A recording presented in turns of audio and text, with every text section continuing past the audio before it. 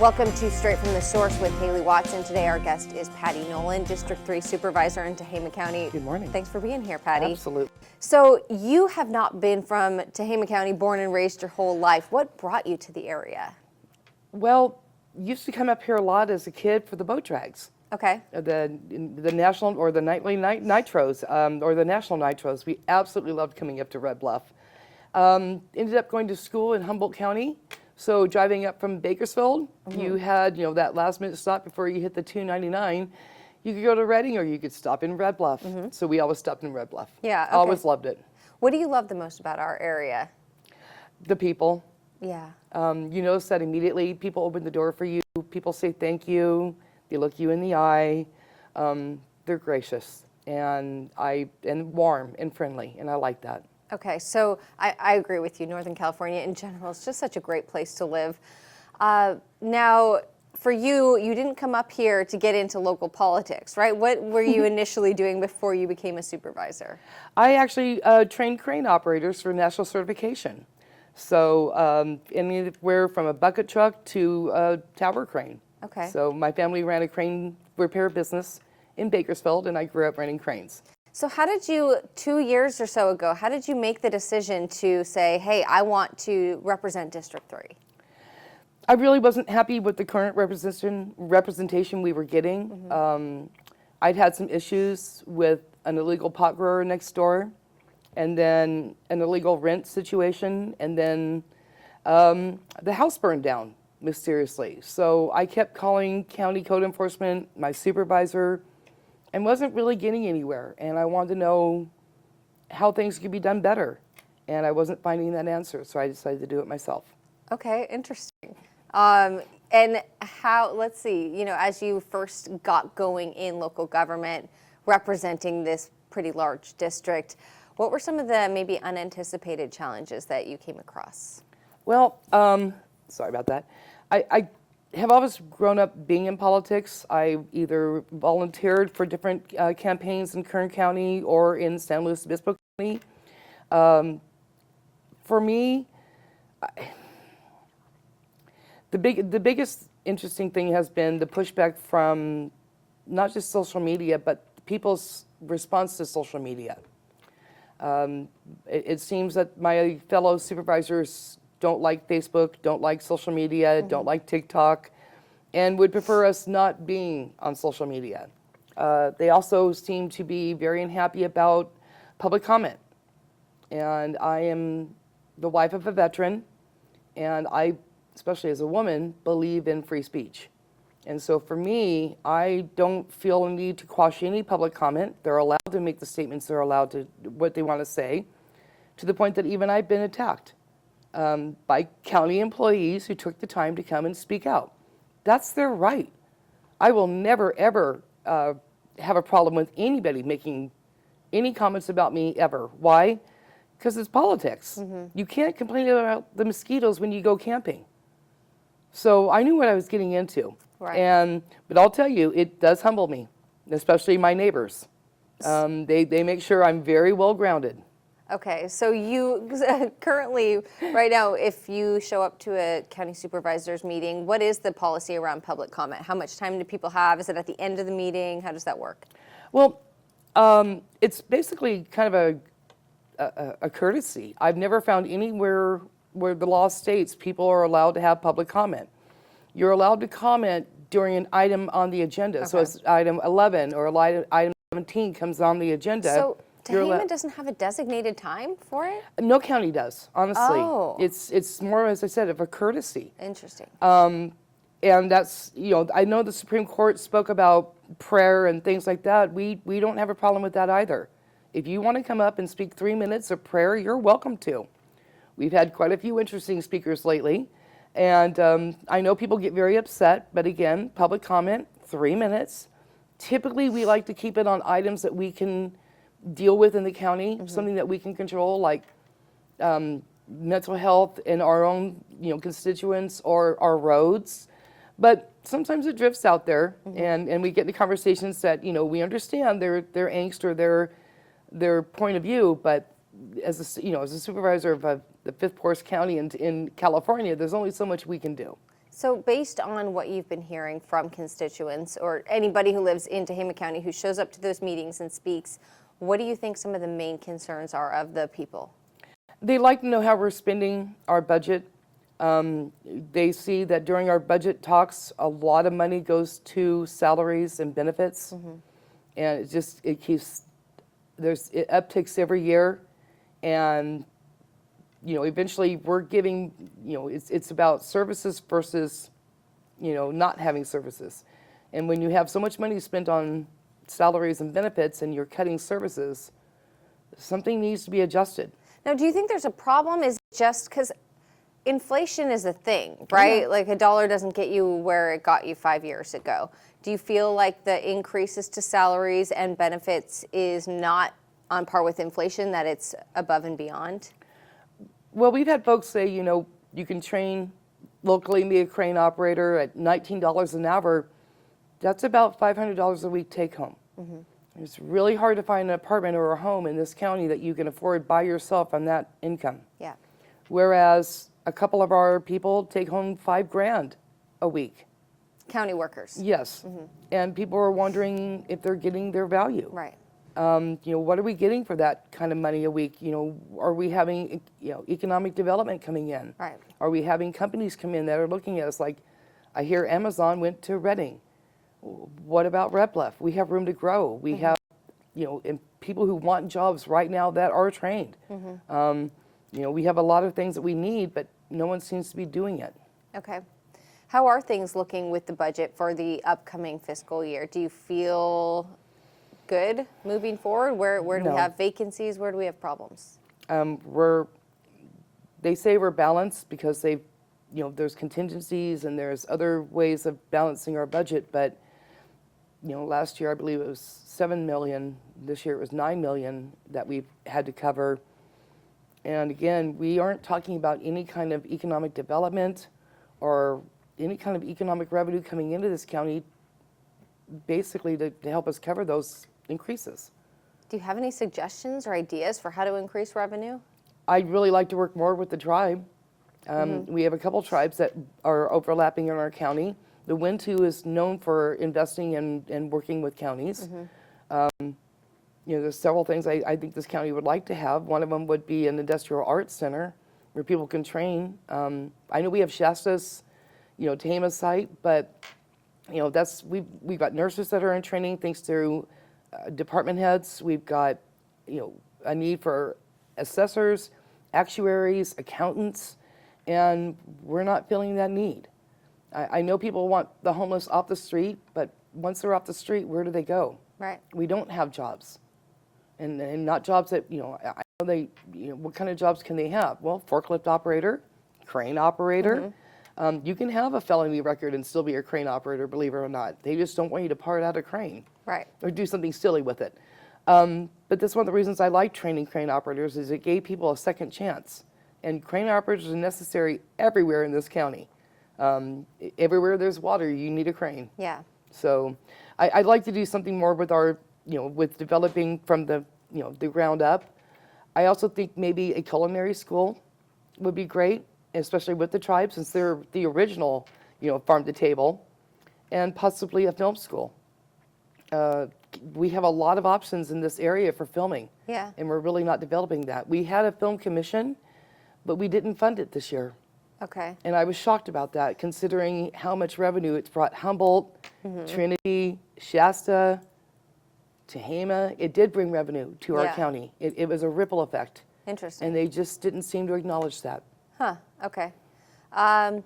So you want to bring more job training, right? But Oh, yes. are there the businesses to support those jobs? Like if we have people trained up, will people hire them? Again, we do not. And that's one of the things I'd like to think about. For example, specialized fibers. There are options to clean up that site that do bring jobs to this county. Right. Not 300 jobs, but 30. Yeah. And that's just a start. It grows from there. And that's part of a biomass project. Where does that stand right now? Is it the county's responsibility? Is it the owner, the property owner? That's been such a complex issue. I believe right now it's stagnant. Okay. I- So no one's doing anything. It's just a burned out mess. Yes, and you can kind of say that same thing happened to Homeward Trailer Park. Okay. You know, once it was bought by the current owner. Oh, that was the one where there was a big raid, right? And there was a lot of drug activity. It's in the Antelope area right behind Yeah, Applebee's, yep. a little north. And it did look like something out of a disaster movie. The folks that bought it came in, cleaned it up, did a great job. It was a complete 360, and now we're there. That's all that's happened. Whereas that's an area that Are people living there? There's about 11 people. I think there's 11 mobile home trailers there. And it's operating in pretty good shape, right? It is operating, and those are the folks that were actually always paying their rent, always paid their taxes. They tried to keep some semblance of a community there. Yeah. And they're still there. Yeah. But nothing has moved in. Yeah. Not one new trailer has come into that property. That's affordable housing in our county. Right. And we're not. Here we are a year later doing nothing. So you feel like the county could do something to support it, but it's privately owned, right? It is, absolutely. Okay. But we encourage things like the solar farm down near Corning. Right. We encourage our planning department to encourage the truck stop up in my area. If we are encouraging those businesses, then why can't we encourage affordable housing? Right. Interesting. We do. I mean, other communities do that. Winters, California, Murphy's, California, Hopland have had to hit the reset button every 10 years. Yeah. And they do by having a very forward-thinking chief administrator, planning department, building department, and we have that. We have very forward-thinking people in those departments right now. Okay. We just are kind of distracted by other issues. Yeah. Well, okay, speaking of other issues, lately Pati Nolen's name has come up quite a few times in a very public way. I think the first controversy, if you will, would be hearing reports about a cup that people from the county said had alcohol in it, either a thermos or a cup. First of all, which was it and what was actually in it? It was a tumbler that had a sealed lid and was sealed. Their story now, according to the latest press release, is that they thought there was a recording device in it. Okay. So they picked it up and it. Okay, that's based on the grand jury civil report. So are you disputing everything that grand jury report said? Yes. Okay, it's nothing true about any of it. No, and there is an ongoing sheriff investigation from the Tehama County Sheriff's Department office, and it's still ongoing.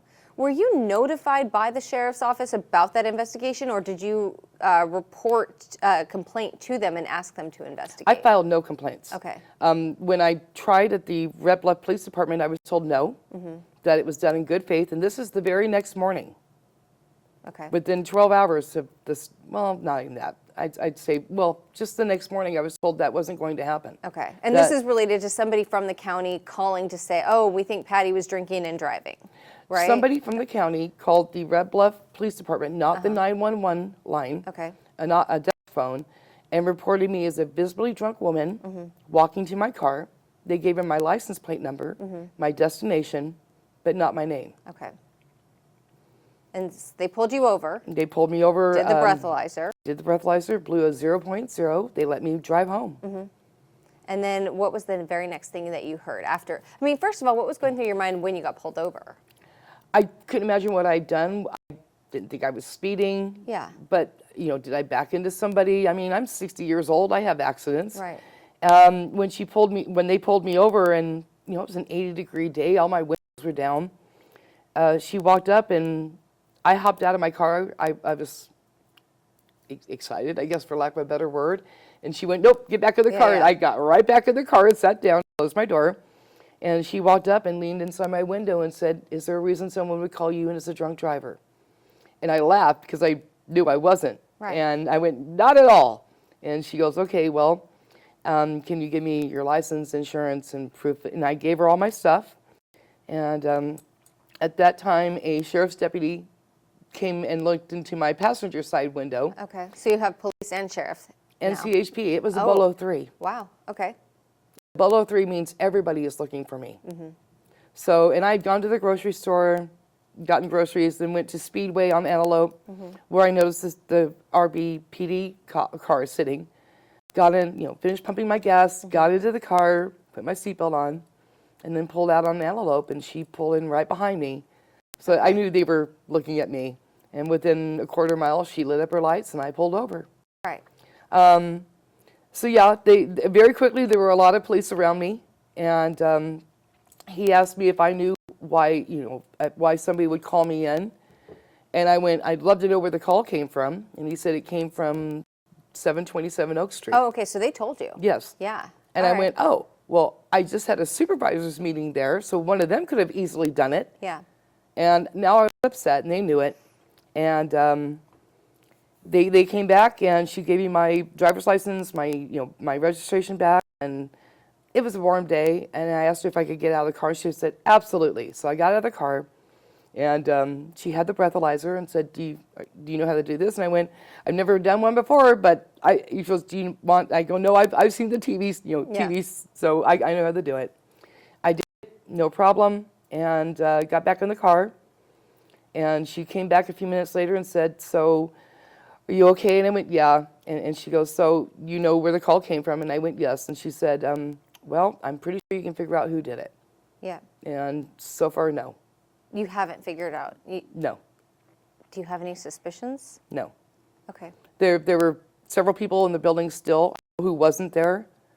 And it, just kind of settles down to who would call the RBPD on a desk phone versus 911. They say in the reports that they talked to the district attorney and they talked about it before they did it. Right. But if that's the case, they did that all within 1 minute.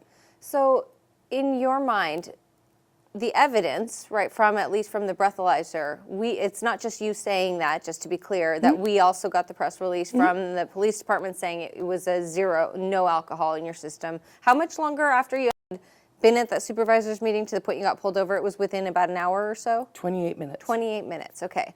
So we know that. That is fact from the police. Yeah. But we do have all this other stuff coming out, like the DA saying they tested what was in the drink, the DA's office. Somebody from the county building was one who made that call. And now we have this grand jury report calling for an investigation, which the DA is going to take up.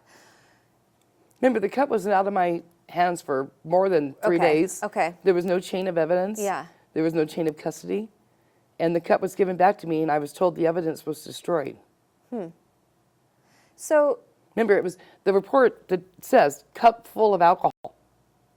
if everything that you're saying is true and what they're saying is not true, it seems like someone's out to get you. Can you think of a reason why that would be?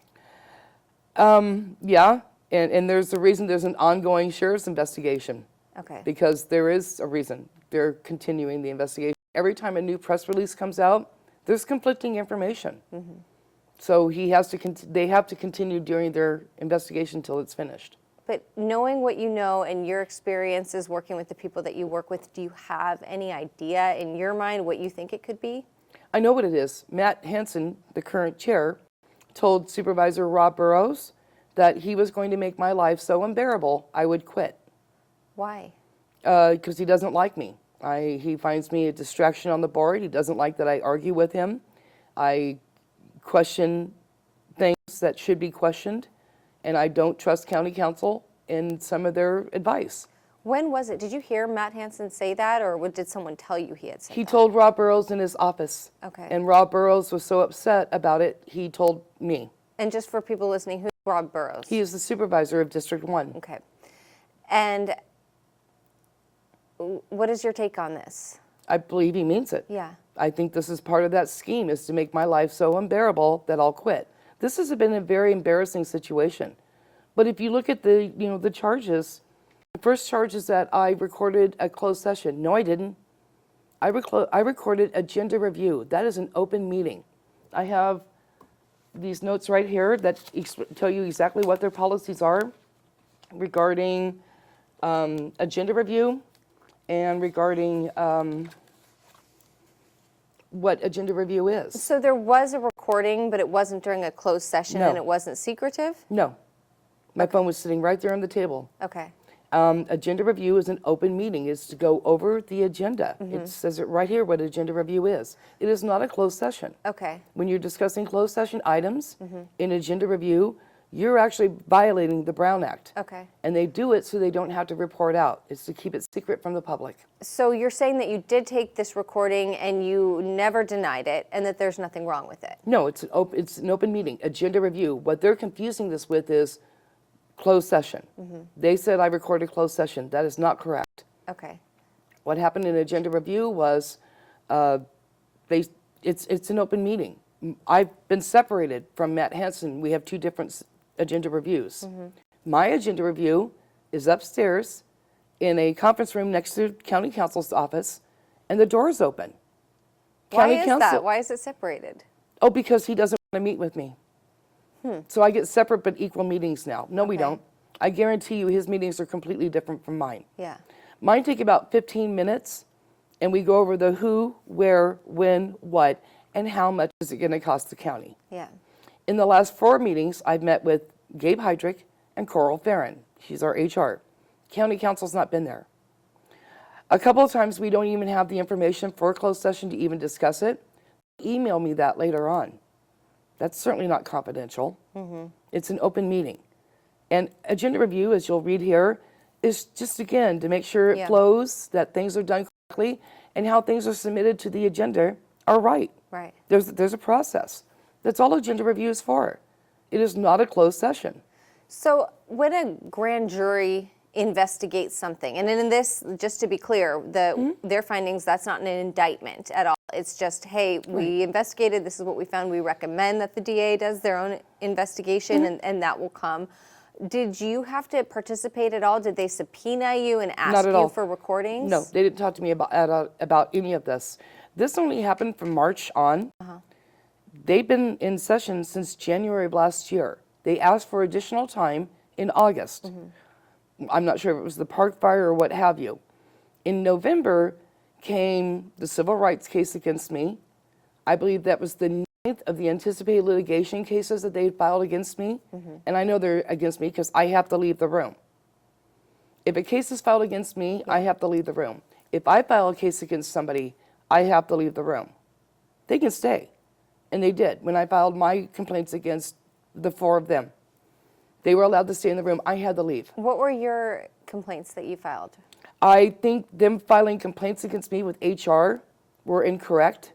I'm not a county employee, and they tried that in November again. Remember that 8-month investigation? Yeah. That would be November.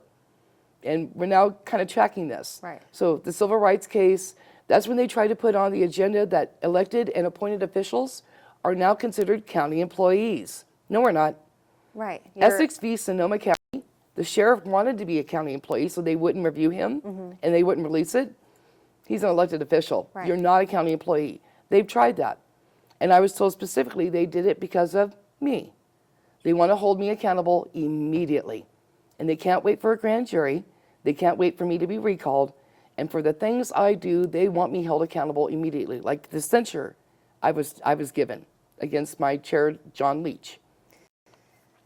It feels like it's so interesting, not interesting, but just from an outside perspective to see such this like uprising against one particular county leader. It seems like a lot of people versus Pati Nolen. Like, is there something more specific besides just the fact that you speak up and that you argue back with other county supervisors? Like, can you think of certain events or a certain thing that you wouldn't get on board with that could have triggered all of this? Absolutely. They're trying to get rid of our public guardian, public administrator, Melanie Kane. Okay. She is our most senior department head. And they've been doing this since October of 2023. They made up some silly issue that was completely blown out of proportion. Nobody complained. And they've taken it upon themselves to basically make sure our county doesn't need her. And they've gone to great lengths to find a way to get rid of her. And they know it. And it's not hidden. Do you have any idea why you would want to get rid of her? She's married to the sheriff. He's an elected official. They can't go after him. She's a county employee. So what is the issue with the sheriff? I'm not sure what exactly started it, but there's clearly a divide between Matt Hansen, Gabe Heydrich, and the sheriff, along with Margaret Long. This feels like a TV show. It feels like several people are collaborating to water down and, quite frankly, mock our government.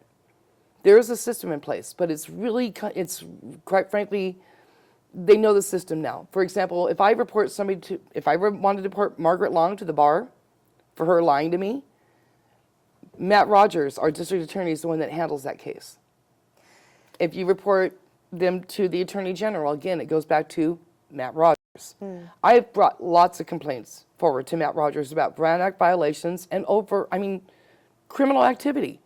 And his reaction is, I think it's an overreach, and I'm not going to pursue it. So are you feeling apprehensive about how this investigation through the DA's office and the trial that's going to begin in August is going to go? Absolutely. They completely it's a one-sided argument to the grand jury. The sheriff wasn't even allowed to be talked to, and he's doing an ongoing case. Why? Why wasn't the sheriff subpoenaed? You'll have a defense, though, right? Because it's essentially like a prosecution. I have to find my own attorney. Okay. Now they made me an enemy of the county. They're not going to defend me.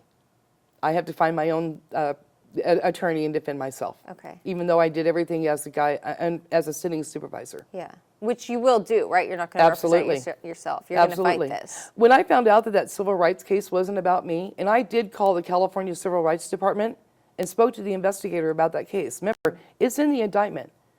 I asked them why I was not talked to, why there was no due process, and they made it very clear to me. It was filed against the county of Tehama. Okay, what about the investigation? There was no investigation. It went straight to mediation. Guess who the mediator is? County council. How does that work?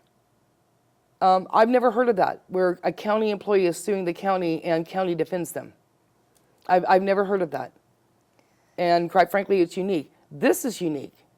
Matt Rogers has never filed any of these in his entire career. Yeah. Why now? And why ahead of the sheriff's department's investigation? And they've asked him to wait. He refused to. So this all gets going in August, right? Assuming that you get to the other side of it, I mean, you feel confident that you have evidence to support everything that you're saying, right? Well, they didn't even follow their own rules regarding alcohol on the premises. First off, this is about employees. And if they want to call me an employee, they didn't even follow their own protocol. Frankly, they did everything wrong. And I know for a fact that one of the supervisors admitted to having champagne in his refrigerator upstairs when they were making these phone calls about me. Which your defense will bring up in the Absolutely. trial. Yeah. I was not drunk. Yeah. And several people who I talked to minutes before they made the phone call, no better. I talked to the sheriff about an hour ahead of that. I was standing there talking to Supervisor Rob Barrows and his wife minutes before they made the phone call. So it sounds like you have a lot of evidence to support what you're saying. I So do. assuming that the trial goes your way, are you planning to just, hey, let's just move forward with county business, or are you going to be countersuing and bringing up? We'll take it one step at a time. Okay. But I'd like to address we've addressed the DUI, we addressed the illegal recording. The last one is embezzlement, theft by embezzlement. Yeah. So embezzlement means there was a profit, there was money of some kind. Somebody made a profit and someone lost. Those were copies. So what's the loss? And as a supervisor, I am given confidential material all the time. That's the rule. Not that I can't take something, that I can't break confidentiality, and I did not. And they can't prove I did, because it didn't happen. And that's why I know I'll be vindicated in the end. Yeah. This is all trumped up just to do one thing. This is a civil complaint, not criminal. It was generated by two people, Matt Hansen and Gabe Heydrich, not by the public. And it's for one thing only, and he said that on the radio station the other day. This is a big waste of time and money, and it would stop if she would just resign. And that is their ultimate goal, is for me to resign. There's no money attached to this whatsoever. It's just one thing and one thing only, politically motivated to get rid of the person that keeps arguing with you and questioning what you're doing, like the settlements that they've done recently. So again, assuming that everything that you're saying is the truth, then you'll come out on top for this Yes. trial, right? Yes. And you're still going to be a county supervisor, and Yes. you're still going to be working with these people. Yes, my story hasn't changed. Yeah. Their story is changing constantly. So what was it? Was it opened up because it was full of alcohol and you could smell it? Or did you open it up because you thought it had a recording device in it? Yeah. Which is preposterous. Apparently I'm, Inspector Gadget now. Are you going to be able to continue working with these people, though, and just focus on, okay, what issues are coming up from the county? Matt Hansen started going after me last November. Yeah. He's been arguing with me since day one, and since November or January of this year, he voted against me being the co-chair, even though I voted for him to be the chair. He's removed me off different committees. He has called me emotional when I stopped him from the presentation for Gabe Heydrich. He was presenting the budget and started slandering former Supervisor Candy Carlson. I stopped him because what he was saying was not true, and I knew it. And Supervisor Hansen, Chair Hansen, gavelled me and said he would recess the meeting until I got myself under control. It's a coordinated effort, and it feels like a very well-rehearsed script. So what are you going to do after the trial? Say you're still in your seat as county supervisor, things went the way you believe that they should go, but then you have to just continue on as a county leader working, trying to work together? Which I've been doing for 2.5 years. Yeah. I'm going to continue adjusting the mobile home park unfair rent increases. I'm going to continue adjusting the flooding in my area, in Dairyville and in Cone Grove area. I'm going to keep addressing the groundwater issues that we have. I'm going to keep supporting my sheriff and law enforcement and getting that jail staffed. And I'm going to keep addressing the homeless issues that we have. I'm on all those committees, and they mean something to me, and I've continued to go to my meetings. Let's talk about some of those things a little bit more in depth, because while this is a huge deal for everybody involved and the taxpayers, of course, it's a huge deal. There are other things that people in the county would like to see their leaders focus on. Absolutely. Right? So we talked a little bit about the mobile home park. What else is really just near and dear to your heart that you're excited to put your energy back into more? The Dairyville flooding. Okay. The folks, we just had a code enforcement case about someone on Bray in the highway whose vehicles are stuck in that mud. Still? Yes. Well, it's like concrete once it dries. When did this flooding happen? What was the date? February. This February. Okay. 16th, 17th, 18th. Okay. So and like there 4 or was 5 months ago. Yeah, so much water in that area that it basically, when it started drying out, it encased everything. Yeah. And getting those vehicles and parts out of there that are encased in mud, you're seeing that right now in Texas. Right. Having to go through that debris and the mud and the slick and things rotting, it's not healthy. And it's very, very difficult and expensive.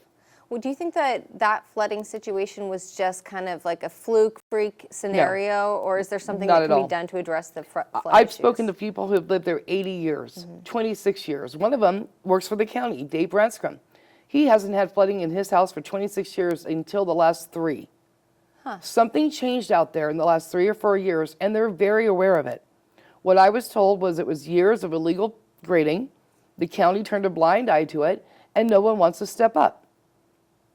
So they basically haven't. And we are figuring out a way to go around that and get that situation fixed. 80 people flooding is not acceptable. 2 people flooding is not acceptable. Why do you think the county would turn a blind eye to it? Do you have evidence behind thinking that, or is it just seem I was told like that. something's off? I was actually told that when it came to getting a project going with Army Corps of Engineers, Public Works, the county, and several other agencies, RCD being one of them, that there was no follow-up, that the county did not follow up. And when they reached out to that person, because they knew rain was coming February 16th, they called him, and he said that our local agencies would handle it. I appreciate his faith in our local agencies, I do, but they're not. And it showed. For the last 3 years, we've had flooding out there. It's not getting done. And when you've been to the flood control meeting, they are very specific of where these issues are happening. So why aren't they getting fixed? Do you feel like there is a history in Tehama County specifically of things happening that shouldn't in local government? Small rural counties tend to fly under the radar on a lot of occasions, but we have a lot of watchdogs in this county that try really hard to keep us focused. And I think in the last 3 or 4 years, there's been a serious attempt to make sure that those watchdogs get hushed. And one of the examples is the grand jury report, where they're trying to put public comment to the very back of the meeting. That means nobody's going to be there. And they know that. We know that when we're doing agenda review. If there's something very contentious, and depending on who it is, let's say groundwater, we'll move it to the front so that people from the farms and the ranches who have a day full of work can talk about it and then get on with their day. Yeah. But if it's something like, say for example, the marijuana ordinance, the cannabis ordinance, which nobody wanted, they put that there at the very end of the day so that there were very few public comments. It's not secret. I mean, we know how to manipulate the audience. Yeah. I believe that happened with a couple of with job evaluations. Instead of doing it in the morning when the people were there, they pushed it back to the afternoon. Yeah. So that basically there was nobody around. It's hard enough as it is for most working people to get to county supervisor meetings. They tend to be during the daytime hours because they go very long. There's a lot to cover. But it seems, I always am curious about these people who always are able to attend versus so many people who you might not hear the voices of the masses, right? Or of the majority of your constituents just because they can't be there. I agree.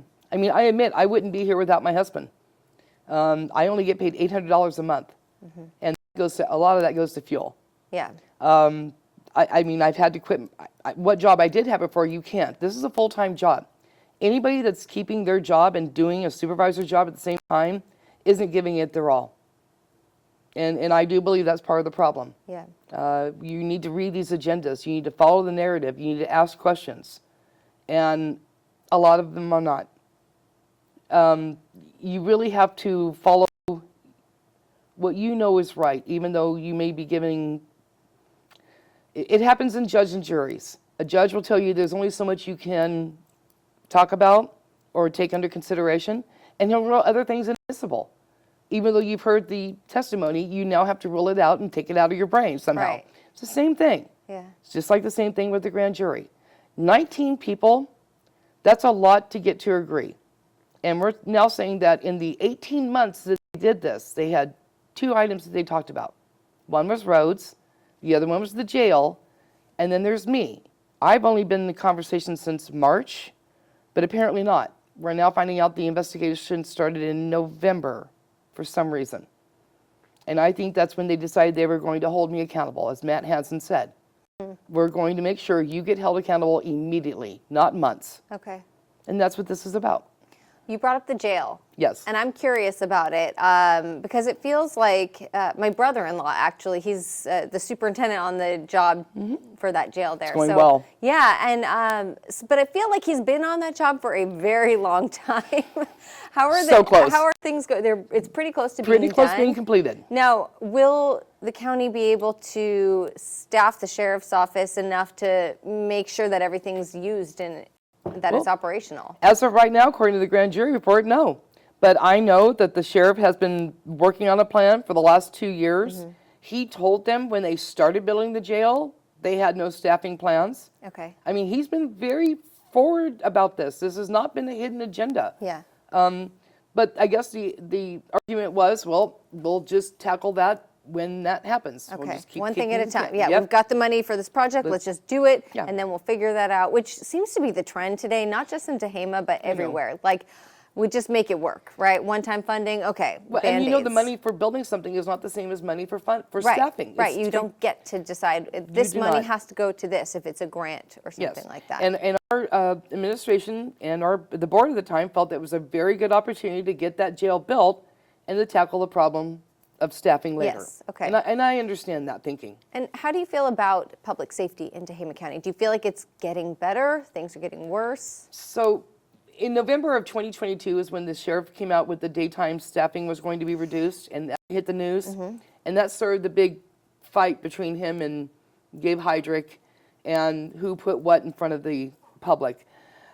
I'll tell you right now, I'll be very honest, one of the reasons I live where I live is because I'm safe. I live at the end of a road. I can hear anybody coming. My neighbors are great watchdogs. And when it came to that staffing, I wasn't worried about the folks in the rural communities. they wait an hour to get police response anyway. And typically they only call when they absolutely have to. Usually someone has died or someone is missing or there's been a theft. And even that takes a while to respond to. In the case of, staffing and that reduction on November 2022, we were more concerned about the city of Red Bluff and the crimes happening there. You have a lot of people with a lot of guns that have badges in the city. You have investigators from the DA's office, you have Fish and Game, you have BLM, you have city police. You have a lot of people that are watching your back in this community. Yeah. I'm glad we're small. And Tehama County has always worked with less, not more. It's rare that we get more. And I believe one of the reasons, I know one of the reasons I moved here was because of my neighbors. They may not agree with everything I do, but they'll never let somebody burn my house down or rob me without a fight. And I know that. And I believe that about everybody in this community. Yeah. And I know that to be true after the evacuation and the fire. On the 26th of July, we had 2,400 people evacuate. Only one ended up in the evacuation center in Las Molinas. Every other person, every other family found refuge with friends or family in this community or around. Yeah. That says a lot about I Tehama remember County. that shelter being just empty. And it's a point that the next day we let them bring their dogs in because there was nobody there and we didn't want the dogs to get, everybody loves their dogs in this county and I love that too. Here's a good example. I was sitting in front of the administration building the other day reading some paperwork during lunch break, and for whatever reason, there was a bunch of geese and vultures swarming around something that had been hitting the road. And they weren't moving for the vehicles. I noticed every car slowed down and drove around the birds. And I was like, that's a small town. Yeah. You won't even... You're an animal lover, I take it. I am. You have one dog? I have actually 5. Oh my gosh. I have 4. Did that happen and just kind of impulsively, or was it planned out? Mine are all impulsive. It's all impulsive, and I'm probably the only supervisor that's adopted from the animal shelter here in Tehama County. Oh gosh. I know Christine and the people who run that facility very well, and anytime there's a chance to foster or take something out, we just love what they do. I wish we could improve on that situation. Yeah. It's another thing we're working on. They're totally overcrowded, right? And we're thinking about what the conversation is to build onto the back of that property. Yeah. Where the old brickyard homeless area used to be. We're really, my chief administrator is actually really working hard on that as his administration. Hydrick? So, yes, he's actually working on that. Yeah. He's very forward thinking and he wants a solution. I know that. What needs to happen? Is it just permitting or money? It's not just money, but the zoning. It's it's in the sphere of influence for the airport. Got it. So you can't really build there. Yeah. Anything you build there has to be very temporary. So there's only a small portion of that property we can actually build a structure on. Right. But part of that area is next to the animal shelter property that we could build onto. Okay. So we're trying very hard. Yeah. I'm probably the only supervisor that's been to the Gleaners. What is the Gleaners? It is the food shelter. Oh. It's the food where they, once a month there's assistance to those. And I visited twice over the last year. Like a food pantry. The food pantry. Okay. The Gleaners. And I'll tell you right now, for a county that's big on ag, we don't hand out any vegetables or fruit. Huh. It's all canned. Usually olives. I wonder if more people just need to know about it. Maybe we can do our job. I hope. We've never reported in that I can remember. They do about a remarkable job. Once a month, they give fresh milk, cheese, bread. Around Thanksgiving, they're even more generous. But one of the things I noticed was no fresh apples, no oranges, no bananas, no lettuce. And that it would be nice because we do have I'm issues. sure maybe it's an awareness issue because there are so many local growers, like you said. And I mean, I even just grow my own tomatoes and jalapenos and zucchini, and I'm always like, I eat a ton of produce and I can never It could be a eat couple it all. issues. It could be a permit, a food handler's permit issue, fresh food. Yeah. It could be storage. There could be a couple, issues that we could find solutions to. Yeah. But yeah, as I said, I believe I'm the only supervisor that's visited our food pantry. And then, of course, I try to volunteer as much as I can, especially like to 4-H. Yeah. Okay. I have the most appointments than any other supervisor. I have 18. Different committees that you're on? Yes. I think the most any of the rest of them have is 11. Okay. In the remainder of this year, 2025, what would you most like to accomplish that you think is actually feasible? I'd like to fix the damage from the park fire. That includes the Dairyville flooding. Right. I'd also like to figure out how we get to thin and burn, which is the plan for the Sierra Nevada Conservancy and the Forest Service, to reduce that fire fuel. Okay. And by doing that, I think biomass is the answer. I think an air curtain that we could burn that product and have zero emissions and generate revenue would be a good idea. Okay. I'd also like to have more revenue coming into this county. Yeah. Some kind of, economic development of some kind other than just advertising. Money. Everybody needs it right now. And that was the This great is thing a about big our problem. hire of both building and planning departments. Our planning department head used to be in real estate. She knows every property in this county that we can take advantage of. And when people call and ask about where would they like to buy or would this be a perfect opportunity here in Red Bluff, she's a great advertisement and seller of this county. Yeah. Our building department head, Patrick Ewald, same thing. Very forward thinking, worked in private industry, came to the county because he found problems. And he talked to our building department head at the time, and they brought him in and said, help us fix this. Yeah. And he did. And I believe that type of forward thinking can really do a lot for this county. All right, Patty. Well, thank you so much. I really appreciate your Thank time. you for the Thanks time. for being here. I appreciate it more than you know. Thanks for listening today. I decided to offer this podcast after enough of you let me know that you wanted a deeper dive into certain stories than you get on our TV broadcasts. We elect certain people to represent our voice, but who are they really? My hope is that this podcast answers that question. I love your feedback, and I want to know who you'd like to hear from next. Just fill out that comment section and leave us a review on Apple Podcasts, YouTube, or Spotify.